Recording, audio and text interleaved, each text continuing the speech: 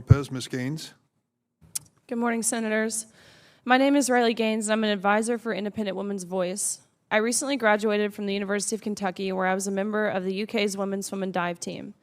I proudly finished my career as a 12-time NCAA All-American, a 5-time SEC champion, the SEC record holder in the 200 butterfly, making me one of the fastest Americans of all time, a 2-time Olympic trial qualifier, SEC Scholar Athlete of the Year, and SEC Community Service Leader of the Year.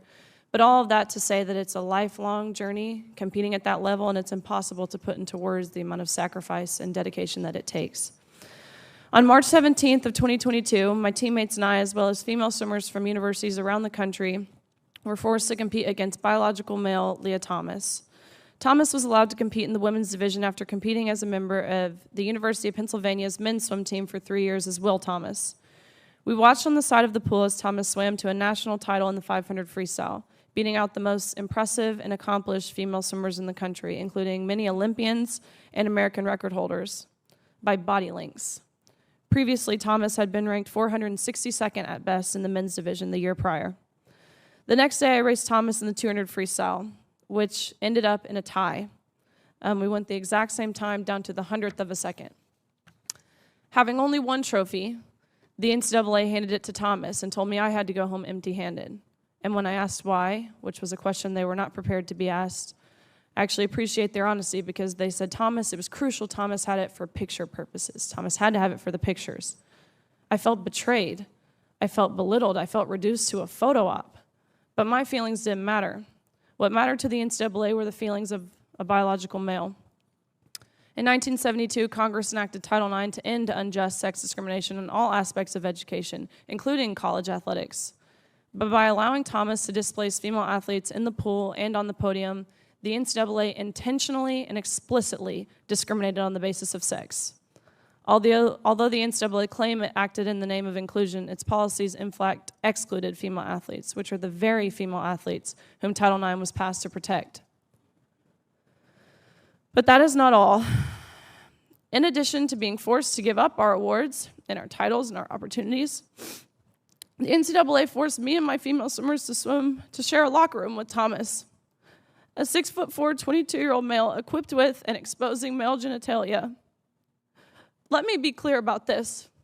We were not forewarned we would be sharing a locker room. No one asked for our consent, and we did not give our consent. And I'll set the scene. A swimming locker room is not a place of modesty. You're undressing, you're fully exposed, and we were forced to take off our swimsuit in front of a man who was doing the exact same thing. If nothing else, I truly hope how you can see this as a violation of our right to privacy and how some of us have felt uncomfortable, embarrassed, and even traumatized by this experience. I know that I don't speak for every single person who competed against Lia Thomas, but I know I speak for many because I saw the tears. I saw the tears from the 9th and 17th place finishers who missed out on being named an All-American by 1 place. And I can attest to the extreme discomfort in the locker room when you, from these 18 to 22-year-old girls, when you turn around and there's male eyes watching in that same room. And I can attest to the whispers and the grumbles of anger and frustration from these girls who, just like myself, had worked our entire lives to get to this meet. And I can attest to the fact that around the country, these female athletes who opposed the inclusion of Lia Thomas in the women's divisions were threatened, intimidated, and emotionally blackmailed into silence and submission. But unfortunately, our experiences are not unique. The number of female athletes who have been denied opportunities, traumatized, or hurt by policies that claim to promote inclusion is growing at an alarming rate. I hear these female athletes and their parents. I hear from these people who are seriously injured, one with permanent injuries that will plague the rest of her life because she was forced to compete against a much physically stronger man. This is unacceptable, and the integrity of women's sports is lost. It's unfair, it's discriminatory, and it must stop. Women's rights to privacy, single-sex spaces, and opportunities are being encroached on. Sports, sororities, locker rooms, dorm rooms, shelters, prisons. Some have tried to tar those of us speaking up for women's safety, security, and opportunities as transphobic or bigoted, and this is untrue.